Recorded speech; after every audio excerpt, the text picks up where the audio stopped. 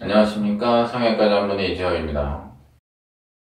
자, 오늘은 가슴술에 있어서 가장 핵심적인 키포인트라고 제가 생각하는 부분이지만 환자분들한테 알기 쉽게 설명하기가 굉장히 어려운 그런 주제를 한번 다뤄보겠습니다.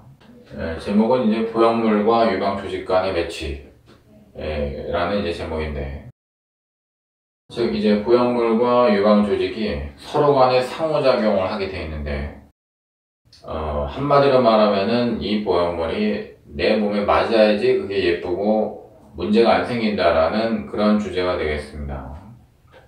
백화점에서 이제 우리가 옷을 사 입을 때 디스플레이가 이제 되어 있는 그 옷 모양, 그것만 보면서 우리가 결정하게 되지는 않죠.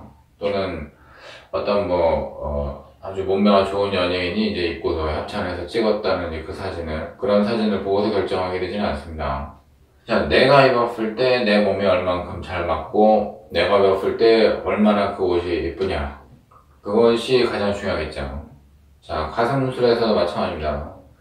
자, 어떤 보형물이 가장 우월해서 그걸로 선택을 해서 몸속에다 넣으면 다 예쁘게 된다. 자, 그런 거 이 세상에 없습니다.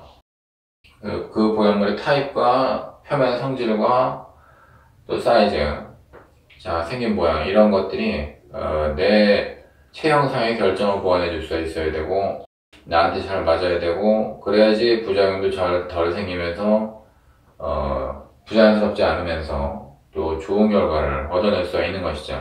자, 그 부분이 보형물 유방 조직 간의 매치, 다이내믹스라고 할 수 있는 겁니다.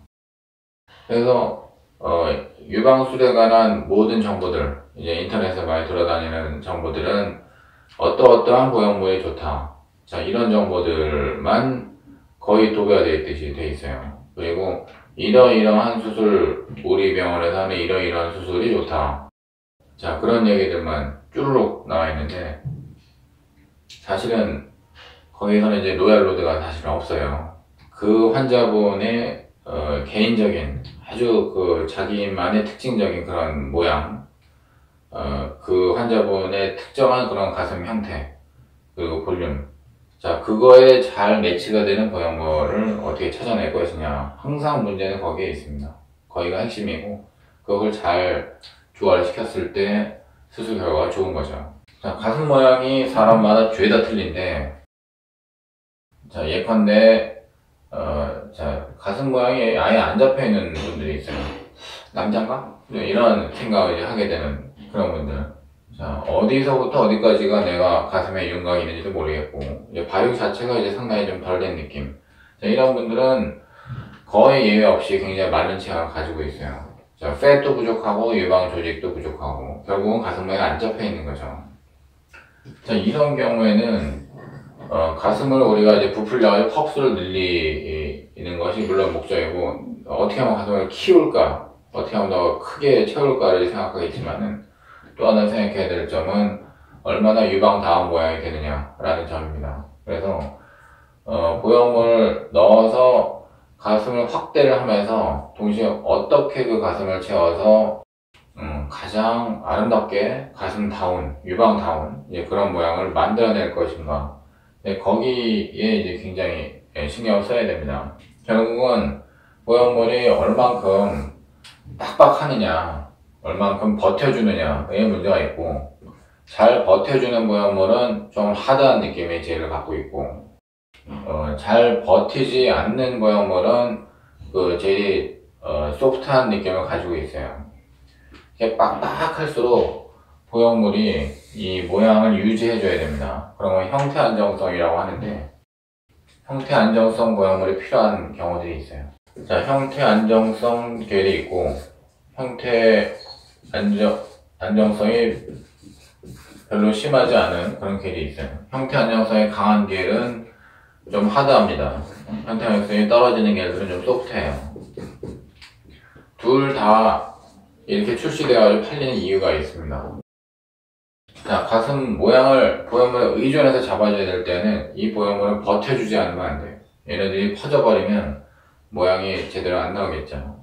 그럴 때는 형태 안정성 겔을 갖고 있는 보형물을 써야 되고, 자, 만약에 가슴이 작기는 한데 이 사람은 원래 자기 가슴 모양이 되게 좋아요. 뭐 흠잡을 데가 없이 아주 좋은 모양 갖고 있는데 크기만 크게 하면 돼. 자, 이런 경우에는 굳이 형태 안정성을 쓸 필요가 없죠. 그런 경우에는 형태 안정성이 조금 떨어지는 아주 널널하게 이제 느슨한 그런 보형물을 써도 됩니다. 이제 그런 경우에는 우리가 소프트한 게를 갖다 이제 쓰게 되고요. 자, 만약에 이렇게 이제 처져 있는 가슴 또는 이제 뾰족 가슴 이렇게 생겨 있는, 자, 이런 경우에는 가슴이 확장이 되면은 밑주름선 위치가 바뀌어요. 밑주름선 위치가 바뀌어서 커지면 원래 라인이 살아있어가지고 더블 라인이 생겨버리게 되죠. 이런 문제가 생기는 것을 예방해야 되고, 또한 이렇게 타이트한 밑주름선 이런 것을 갖다가 최대한 좀 느슨하게 늘려줘야 되기 때문에 이렇게 가슴 모양을 바꿔야 될 때, 원래 갖고 있는 가슴에 어떤 모양상의 수정상이 있어서 우리가 교정하지 않으면 안 되는데, 자, 이럴 때에는 반드시 형태 안정성 계열이 필요하겠죠. 그래서 이런 부분들이 이제 매치를 이야기하는 겁니다. 이제 보형물의 특성과 자기 가슴의 특성 이런 것에 있어가지고서는 최적의 조합 이런 것을 찾아내는 게 가슴 수술의 핵심이라고 할 수가 있다는 거죠. 가슴 수술은 기본적으로 이물질을 넣는 수술이에요. 미용적인 영역에서 가슴 수술은 거의 대부분 아닌 경우도 있지만 대부분 이물질을 넣는 수술을 택하게 됩니다. 이물질이라는 건 보형물인데 그 보형물이 들어가서 내 살을 얼마나 망가뜨릴 것이냐, 내 살을 보존할 것이냐. 자, 그 부분은 이제 뭐냐면은 한 번쯤은 다들 고민해야 되는 부분이에요. 내가 원래 갖고 태어난 거를 얼마나 버릴 것이냐의 문제예요. 내가 마음에 드는 이제 원피스가 있는데 그게 조금 작아요. 자, 그러면 여러 가지 방식을 고려해야 되겠죠. 자, 그냥 내 원래 몸을 돋보이게 해야 되는 거니까 몸에 맞게끔 한 사이즈 더 큰 거를 이제 사가지고 좀 더 느슨한 옷을 갖다 이제 입을 것인지, 아니면은 내가 살을 뺄 것인지, 자, 결정해야 되겠죠. 또는 이제 고정 속옷 같은 거 입어가지고서는 어떻게 숨죽이고 입을 것인지. 자, 그런 것처럼 가슴수에서도 원래 갖고 있었던 가슴 모양을 최대한 생리적으로 보존해야 된다라는, 자, 그런 면이 하나 있고, 또는 원래 있는 가슴에 최대한 변화를 강제를 해줘야 되는, 원래 살을 갖다 늘리든지 뭐 어쩌든지 해가지고서는 변화를 시켜야 되고 그렇게 강제하는 그런 두 가지의 어떤 방향이 있어요. 자, 여기에서 생리적인 보존도 버릴 수가 없고, 왜냐하면은 원래 가슴 모양을 너무 무시하고 수술을 해버리면은 그러면은 수술 결과에 있어가지고서는 부작용들이 양산될 가능성이 있으니까. 그리고 근데 이제 원래 티슈 모양이 뭐 문제가 있으면 어떻게 할 것이냐, 뭐 처져 있다거나 뾰족 가슴이나 이런 문제가 있는 건 가만히 내버려둘 수가 없고 그걸 교정해야 되잖아요. 교정해야 될 때는 또 변화를 강제해야 돼요. 그래서 이런 부분에 따라 가지고서도 보형물을 우리가 선택하는 게 달라져요. 어떤 경우에는 굳이 사이즈가 큰 보형물을 쓸 필요가 없고, 어떤 경우에는 사이즈가 좀 큰 보형물을 써야 되는, 좀 반드시 좀 써야 되겠다 싶은 경우가 있고, 자, 그런 것이죠. 그런 것에 따라 가지고서는 수술의 방향 결정이 또 됩니다. 보형물의 선택이 달라지고요. 자, 사이즈를 결정하는 부분, 이건 역시도 중요한 건데, 사이즈는 우리가 가슴술을 원하고 오시는 분들은, 자, 이 수술의 이름이 가슴 확대 수술이에요. 확대가 원한다는, 확대가 의미하는 거는 크게 하는 거잖아요. 크면 클수록 좋다라는 어떤 생각을 가지고 오시는 분들이 또 이제 많이 있어요. 특히 원래 가슴이 굉장히 작은 분들일수록, 극단적으로 마르고 극단적으로 작은 분들일수록 더 큰 가슴을 원하는 그런 경향이 확실하게 있어요. 더 큰 변화를 바라는 거죠. 그런데 앞에서도 얘기했듯이 변화를 강제한다고 해서 원래 갖고 있는 오리지널 조직을 파괴시켜서는 안 돼요. 그렇게 되면은 장기적으로는 반드시 문제가 생기기 때문에, 보형물 사이즈가 너무 커지면, 자, 체험의 양이 원래 갖고 있었던 살을 갖다가 너무 짓누르고 압박을 하고 손상을 주기 시작하고 거기에 피가 가고 혈액이 가고 영양이 가는 걸 막아버리게 되면은 여기 위축 현상이 일어납니다.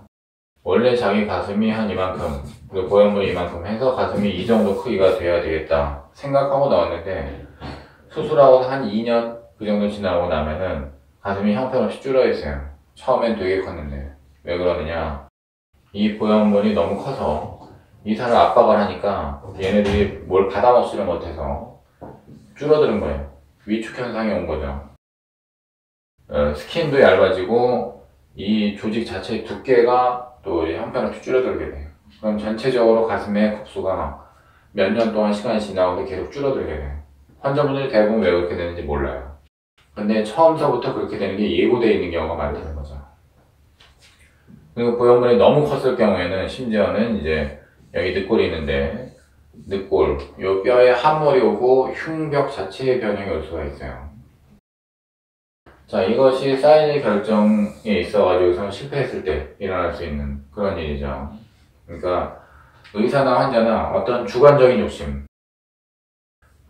객관적인 어떤 지표, 규칙이라는 것 없이 주관적으로 나는 이렇게 되고 싶어, 난 이렇게 하고 싶어 라고 하는 어떤 욕망에 의해서만 모든 것을 결정하고 선정했을 때는 그 대가를 치르게 되어 있어요. 그런 대가는 굉장히 장기적이고 대부분 교정이 불가능합니다. 그렇기 때문에 특히 사이즈 결정하는 데 있어서는 어떤 지표를 가지고서 우리가 한계를 좀 지을 필요가 있어요. 자, 요 리미트 안에서만 우리가 움직이자. 요 정도가 맥시멈이고 요 정도가 미니멈이니까 그 프리즘 사이에서 한번 결정해 봅시다. 자, 이런 식으로 제가 말씀드리는데, 그런 사이즈 결정하는 데 있어서의 어떤 지표가 될 수 있는 부분은 키도 아니고 몸무게도 아니에요. 유방의 지름이죠. 자기가 키가 170인데 상체는 요래요. 이제 젓가락처럼 어깨도 좁고 그리고 팻도 없고, 자, 마른 체형이다. 그러면은 사이즈를 크게 넣을 수가 없어요. 왜냐면은 보형물의 지름이 있는데 자기 몸의 지름이 그걸 못 따라가는데 그 보형물이 사이즈를 크게 하려 할 수가 없죠. 그거는 상식적으로 봐도 이제 물론 알 수 있는 것이면은, 일단은 상식적으로 몸이 큰 사람은 큰 보형물을 넣을 수 있고 몸이 작은 사람은 작은 보형물을 넣어야 되겠다. 이거는 다들 얼른 생각할 수 있는 상식인데, 그 몸이 크다고 하는 게 키나 몸무게가 아니고 얼마나 상체가 넙대대하냐예요. 사실은 넙대대한 그런 흉곽, 넙대대한 상체를 가지고 있는 사람들은 나머지 신체 부위가 어떻게 생겼든지 간에, 키가 몇이든지 간에 상관없이 큰 보형물이 수용이 가능하다는 거죠. 그런데 이제 보형물을 갖다가 우리가 몸에다가 이렇게 풀로 붙여놓는 게 아니고 몸 속에다가 집어넣는 거예요. 살 밑에다가 어떻게 보면 판묻는 수술이기 때문에 그 살이 얼마큼 늘어나 주느냐도 굉장히 중요합니다. 살이 이렇게 쭉쭉 늘어난다, 스타킹처럼 쭉 늘어난다고 하면은 못 넣을 사이즈의 보형물 없겠죠. 자, 그런데 만약에 아주 타이트하게 버티는 살이다, 그런 경우는 보형물 큰 거를 아무리 유방 지름이 넓다고 하더라도 어려워져요. 신장이 안 되니까. 자, 유방 수술을 하고 나면은 사람이 체표 면적이 달라지죠. 원래는 이렇게 되어 있었던 흉벽이 이렇게 이제 나오게 되면서 그걸 싸야 되는 포장지가 늘어나줘야 돼요. 우리가 피부를 갖다 붙이는 게 아니거든요. 단지 속에다가 어떤 내용물을 넣을 뿐이기 때문에 피부를 포함한 유방 외피의 조직의 변화가 얼만큼 빨리빨리 잘 적응할 수 있느냐, 그것이 사람마다 죄다 틀리거든요. 그래서 이것도 역시 진료를 하면서 의사가 판단해야 되는 부분이에요. 이런 두 가지를 갖다 계측을 통해 가지고서는 우리가 이 환자에게, 이 환자 유방 조직에 가장 잘 맞는 보형물의 사이즈를 이제 결정하게 되는 거죠. 자, 결국은 보형물과 유방 조직 간의 매치라고 하는 문제는 어떻게 이제 자기 가슴이 생겨 있느냐, 그리고 그것을 이제 확대를 하는데 확대만으로 끝나는 게 아니라 어떻게 이제 최적의 체형을 우리가 보장할 것이냐, 그런 물에 인해 가지고서는 최소한의 조직 손상, 최소의 부작용, 재수를 하는 일 없게 그렇게 만들기 위해서 고민해야 될 부분들이 이렇게 이제 여러 가지가 나온다고 하는 것이죠. 자, 이 부분에 대해서 계속해서 이어서 이제 강의를 좀 해드릴 수 있도록 하고 싶고요. 오늘은 여기에서 마치도록 하겠습니다. 고맙습니다.